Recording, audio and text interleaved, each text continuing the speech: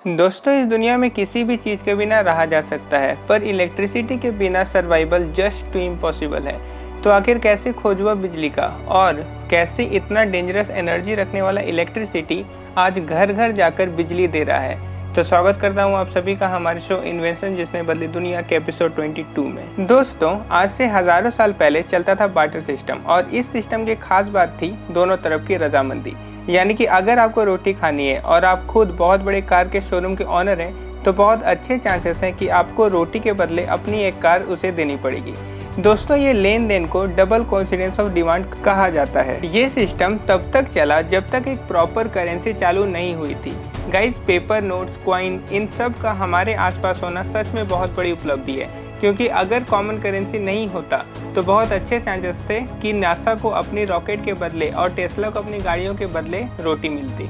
इसी तरह अगर हम इलेक्ट्रिसिटी के रिस्पेक्ट में बात करें तो अर्ली मैन को हर एक काम के लिए अलग अलग तरीकों से एनर्जी बनाना पड़ता था, जैसे आग जलाने के लिए पत्थरों को रगड़ना, रोशनी करने के लिए मसालों का इस्तेमाल और भी बहुत कुछ। मगर आज हम लोगों के पास इस इलेक्ट्रिसिटी की भी कॉमन करेंसी जैसी आ गई है। मतलब ये कि रोशनी चाहिए तो स्विच ऑन की और इलेक्ट्रिसिटी से लाइट चालू, गर्मी चाहिए तो फिर से इसी इलेक्ट्रिसिटी के स्विच को चालू किया और हीटर ऑन, पानी चाहिए तो मोटर ऑन और भी बहुत कुछ। यानी अब हमें अलग अलग तरीकों का इस्तेमाल करके अलग अलग काम नहीं करने पड़ते, बल्कि एक कॉमन इलेक्ट्रिसिटी से ही सारे काम हो जाते हैं। मगर आखिरकार इस इलेक्ट्रिसिटी की इन्वेंशन हुई कैसे? तो गाइस, सबसे पहले तो आपको बता दूं कि इलेक्ट्रिसिटी हमें नेचर से मिलती है, यानी इसकी इन्वेंशन नहीं बल्कि डिस्कवरी की गई है। मगर इन्वेंशन हुई है इससे जुड़े अप्लायंसेस की, जैसे वायर्स, बल्ब्स, ट्रांसफार्मर्स, जो कि वायर्स में आ रही हाई इलेक्ट्रिसिटी को हमारे इस्तेमाल करने योग्य बनाती है। और भी ऐसे ही काफ़ी सारी अप्लायंसेस इन्वेंट की गई हैं। दोस्तों, सबसे पहले एंशिएंट टाइम्स में जब लोगों को इलेक्ट्रिसिटी के बारे में कुछ भी नहीं पता था, तब वो बस इतना जानते थे कि एक फिश होती है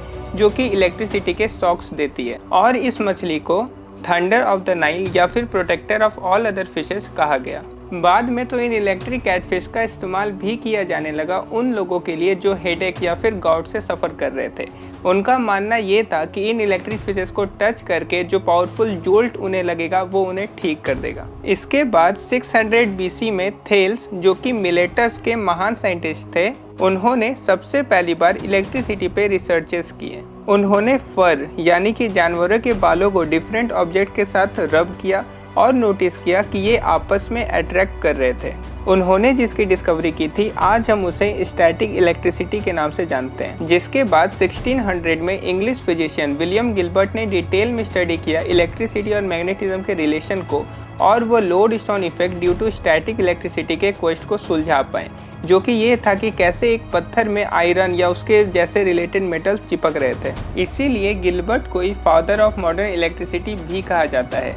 इनके बाद 1646 में थॉमस ब्राउन ने इंग्लिश वर्ड्स इलेक्ट्रिक और इलेक्ट्रिसिटी का इस्तेमाल किया। फिर एक बार 1752 में जून के महीने में फिलाडेल्फिया के ऊपर का आसमान पूरा काला हो गया था। जैसे बारिश शुरू हुई और बिजली इतनी जोर से कड़कना शुरू हुई कि लोग डरकर अपने घरों में छिप गए, लेकिन बेंजामिन फ्रैंकलिन नहीं छिपे। वो वहीं खड़े रहे और सोचा कि यही बेस्ट टाइम है पतंग को उड़ाने का। फ्रैंकलिन ना जाने कितने दिनों से ऐसे ही दिन का इंतजार कर रहे थे जब वो सारी दुनिया को बता पाए कि लाइटनिंग का इलेक्ट्रिकल नेचर होता है। इसे प्रूव करने के लिए उनके पास सारे सामान तैयार थे, एक पतंग, धागा और एक मेटल की चाबी, एक लेडन जार जो अपने अंदर इलेक्ट्रिकल चार्ज को स्टोर करेगा, और शार्प लेंथ वायर जो इलेक्ट्रिकल चार्ज को कैरी करेगा। और इस एक्सपेरिमेंट को करने में बेंजामिन फ्रैंकलिन का बेटा विलियम ने भी हेल्प की थी। उन्होंने थंडर स्टॉर्म में पतंग को उड़ाया और देखा कि हेम्प स्ट्रिंग लूज थे, और जैसे ही फ्रैंकलिन ने अपना हाथ उसे ठीक करने के लिए बढ़ाया, उन्हें एक तेज झटका लगा। And the result was obvious कि लाइटनिंग का इलेक्ट्रिकल नेचर होता है। जिसके बाद फ्रैंकलिन ने ही इन्वेंट किया द लाइटनिंग रॉड, और 1753 में उन्हें कॉपले मेडल भी मिला उनके curious experiments and observation of electricity के लिए। अब गाइस, अगर बात करते हैं सारे व्लॉगर्स, फोटोग्राफर्स के फेवरेट डिवाइस यानी कि कैमरा के बारे में, तो क्या आपको पता है कि ये कैमरास की कमाल की इन्वेंशन कैसे हुई? तो मिलता हूँ आप सभी से अगली वीडियो में। तब तक के लिए goodbye, and don't forget to like, share and subscribe. Thank you.